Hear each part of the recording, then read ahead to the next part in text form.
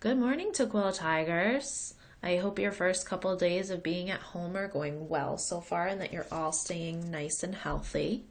Welcome to Mrs. White's At Home Read Alouds. Make sure you have a pencil or paper or a sibling or adult to talk to because a few times during the book, I'm going to ask you some questions. You'll know that it's time to pause the video and answer those questions when you see this sign that says pause, time to write or discuss. Okay, Tigers, today we're going to read a book by one of my favorite authors. And one of my favorite authors is Patricia Polacco. And this story is called Thank You, Mr. Falker. Now take a minute to look at the cover and think about what you notice. I see an adult that looks kind of like a teacher here. He's holding a book, right? And he's looking at, maybe these are students. I see them reading. I see pencils. I see paper. Look at the look on her face. I wonder how she's feeling right now in that picture. Let's find out. So one of my favorite things about Patricia Polacco is that she illustrates and writes her books. This is the dedication. It says, to George Falker, the real Mr. Falker, you will forever be my hero.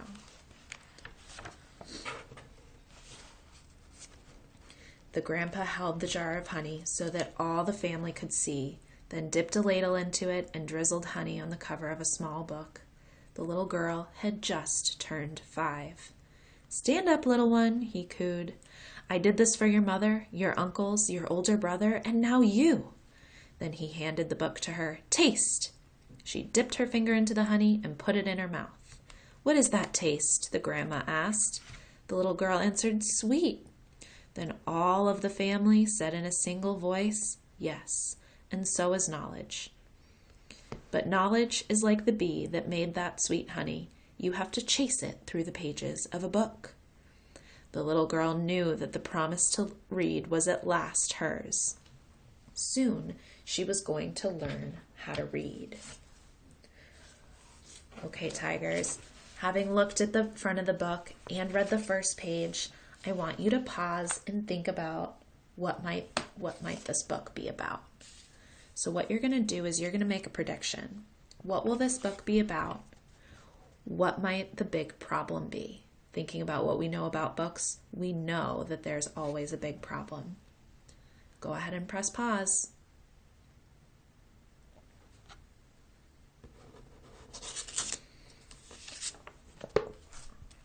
Okay, let's turn the page and find out.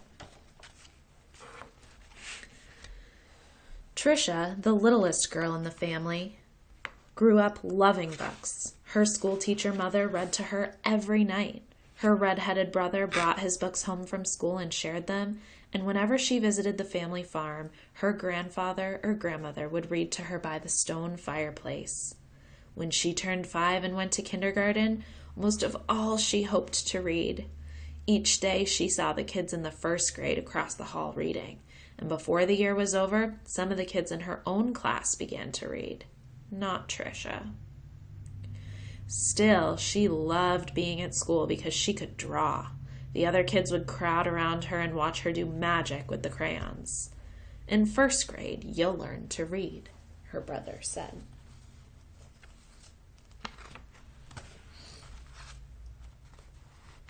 Look at her face. How do you think she's feeling? Let's see.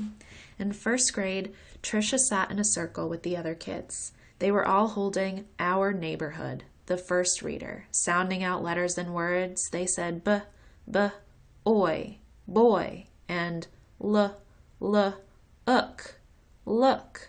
The teacher smiled at them when they put all the sounds together and got a word right. But when Tricia looked at a page, all she saw were wiggling shapes. And when she tried to sound out words, the other kids laughed at her. Tricia, what are you looking at in that book? They'd say. I'm reading, she'd say back to them. But her teacher would move on to the next person.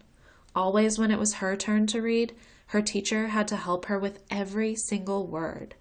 And while the other kids moved up into the second reader and the third reader, she stayed alone in our neighborhood. Tricia began to feel different. She began to feel dumb.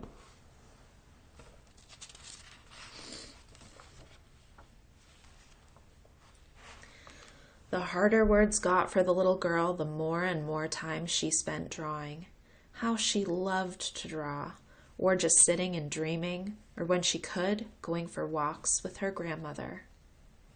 One summer day, she and her grandma were walking together in the small woods behind their farm. It was twilight. The air was sweet and warm. Fireflies were just coming up from the grasses. As they walked, Tricia said, "Grandma, do you think I'm different?" "Of course," her grandma answered. "To be different is the miracle of life. You see all those little fireflies? Everyone is different." "Do you think I'm smart?" Tricia didn't feel smart. Her grandma hugged her. "You are the smartest, quickest, dearest little thing ever." Right then, the little girl felt safe in her grandma's arms. Reading didn't matter so much.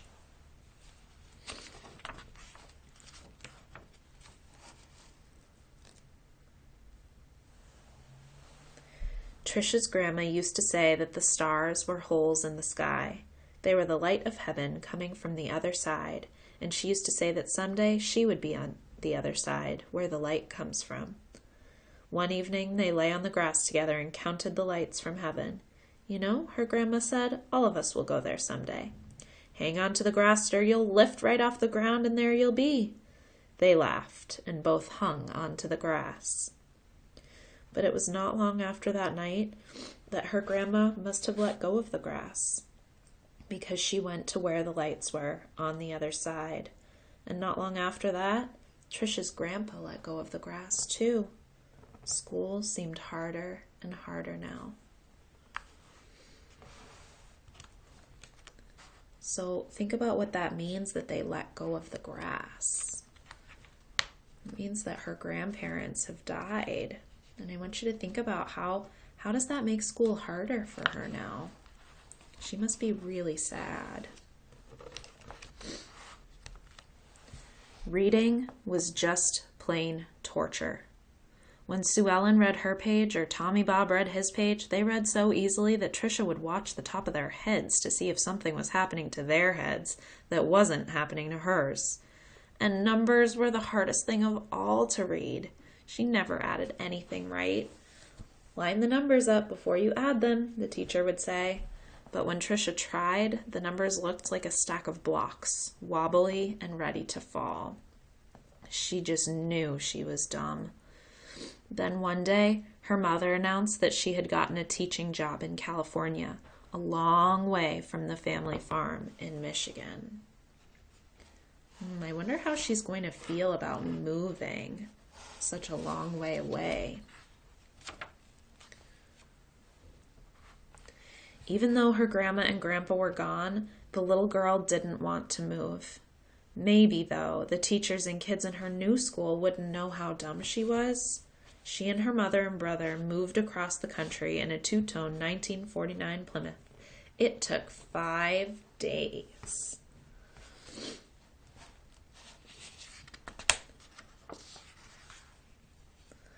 But at the new school, it was the same. When she tried to read, she stumbled over the words. The cat ran. She was reading like a baby. And when her teacher read along with them and called on Tricia for an answer, she gave the wrong answer every time. "Hey, dummy," a boy called out to her on the playground. "How come you're so dumb?" Other kids stood near him and they laughed. Tricia could feel the tears burning in her eyes. How she longed to go back to her grandparents' farm in Michigan. Wow, think about how she must feel right now.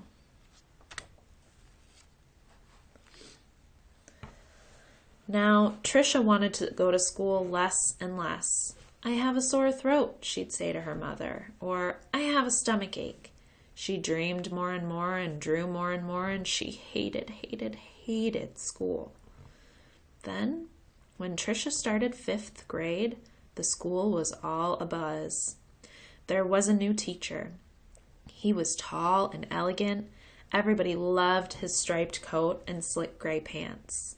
He wore the neatest clothes.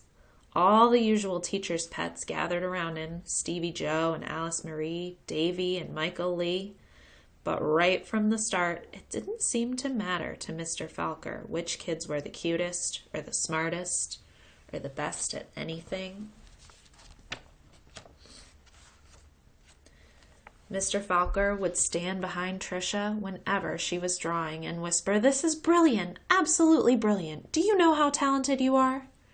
When he said this, even the kids who teased her would turn around in their seats and look at their drawings. But they still laughed whenever she gave a wrong answer. Then one day, she had to stand up and read, which she hated. She was stumbling through a page in Charlotte's Web, and the page was going all fuzzy when the kids began to laugh out loud. Mr. Falker, in his plaid jacket and his butterfly tie, said, "Stop! Are you all so perfect that you can look at another person and find fault with her?" Okay, Tukwila Tigers, I want you to think about, how is Mr. Falker different from Tricia's other teachers? What are some words that might describe Mr. Falker? Now is the time for you to pause and write or discuss. Once again, the question is, how is Mr. Falker different from Tricia's other teachers? What are some words that describe him?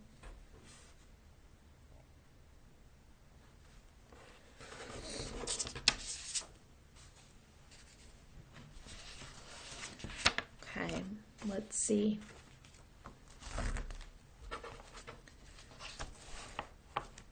That was the last day anyone laughed out loud or made fun of her, all except Eric. He had sat behind Tricia for 2 whole years, but he seemed almost to hate her. Tricia didn't know why. He waited by the door of the classroom for her and pulled her hair. He waited for her on the playground, leaned in her face and called her Toad. Tricia was afraid to turn any corner for fear Eric would be there. She felt completely alone. The only time she was really happy was when she was around Mr. Falker. He let her erase the blackboards. Only the best students got to do that. He patted her on the back whenever she got something right, and he looked hard and mean at any kid who teased her. Wow, it seems like this is the first teacher, Mr. Falker, that has really made Tricia feel good about herself. But the nicer Mr. Falker was to Tricia, the worse Eric treated her. He got all the other kids to wait for her on the playground or in the cafeteria or even in the bathroom to jump out and call her stupid or ugly. And Tricia began to believe them. She discovered that if she asked to go to the bathroom just before recess, she could hide under the inside stairwell during free time and not have to go outside at all. In that dark place, she felt completely safe. But one day at recess, Eric followed her to her secret hiding place. "Have you become a mole?" he laughed. And he pulled her out into the hall and danced around her. "Dumbbell, dumbbell, maggoty old dumbbell." Tricia buried her head in her arms and curled up in a ball. Suddenly, she heard footsteps. It was Mr. Falker. He marched Eric down to the office. When he came back, he found Tricia. "I don't think you'll have to worry about that boy again," he said softly. "What was he teasing you about, little one?" "I don't know," Tricia shrugged. All right, Tigers, I want you to think about, if you saw this happening on the playground, what could you do to help? So once again, if you saw this happening on the playground, what could you do to help? Pause and write or discuss.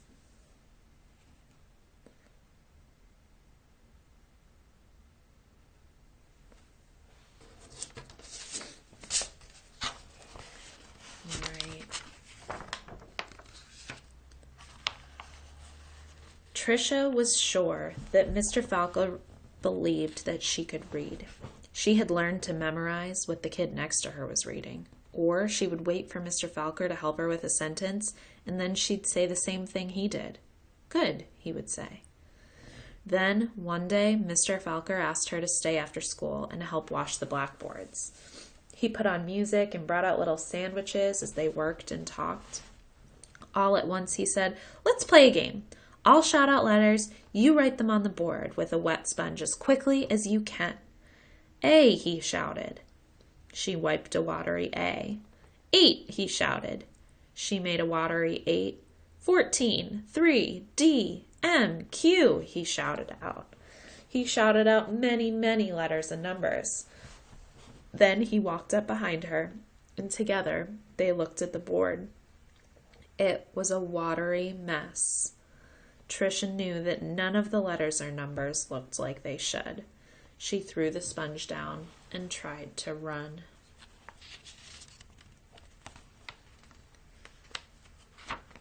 I wonder if Mr. Falker knew that this might happen. But Mr. Falker caught her arm and sank to his knees in front of her.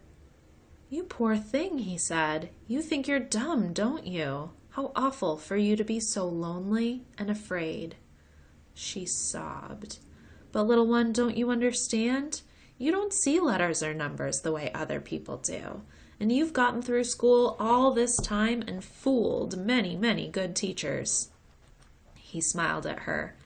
That took cunning and smartness and such bravery. Then he stood up and finished washing the board. "We're going to change all that, girl. You're going to read. I promise you that." In thinking about how Mr. Falker is different from the other teachers, and it seems like he's the first teacher to really try to help Tricia. Now, almost every day after school, she met with Mr. Falker and Miss Plessy, a reading teacher. They did a lot of things she didn't even understand. At first, she made circles in sand, and then big sponge circles on the blackboard going from left to right, left to right. Another day, they flicked letters on a screen and Tricia shouted them out loud. Still other days, she worked with wooden blocks and built words. Letters, letters, letters, words, words, words, always sounding them out, and that felt good. But though she'd read words, she hadn't read a whole sentence. And deep down, she felt dumb. And then one spring day, had it been 3 months or 4 months since they had started? Mr. Falker put a book in front of her. She'd never seen it before. He picked a paragraph in the middle of a page and pointed at it. Almost as if it were magic, or as if light poured into her brain, the words and sentences started to take shape on the page as they never had before. She marched them off to... Slowly, she read a sentence, then another and another, and finally she'd read a paragraph, and she understood the whole thing.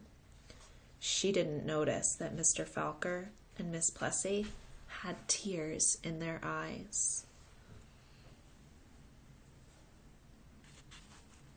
I wonder why they have tears in their eyes. Why would the teachers have tears at this moment? Think about that. That night, Tricia ran home without stopping to catch her breath. She bounded up the front steps, threw open her door, and ran through the dining room to the kitchen. She climbed up on the cupboard and grabbed a jar of honey. Then she went into the living room and found the book on the shelf, the very book that her grandpa had shown her so many years ago. She spooned honey on the cover and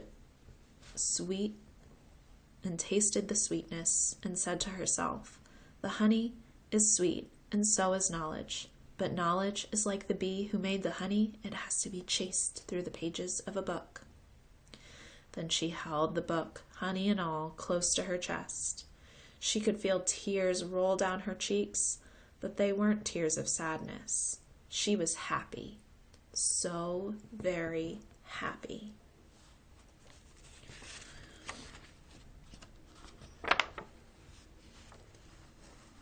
The rest of the year became an odyssey of discovery and adventure for the little girl. She learned to love school. I know because that little girl was me, Patricia Polacco. That's the author, so this was a true story. I saw Mr. Falker again some 30 years later at a wedding. I walked up to him and introduced myself. At first, he had difficulty recognizing me. Then I told him who I was and how he changed my life so many years ago. He hugged me and asked me what I did for a living. "Why, Mr. Falker?" I answered. "I make books for children." "Thank you, Mr. Falker. Thank you." I want you to think about what makes this book inspiring. How does this book inspire you? And stop and write or discuss. What makes this book inspiring? How does this book inspire you?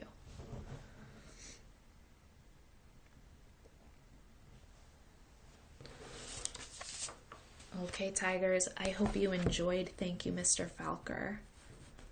And I will see you again soon for another read aloud.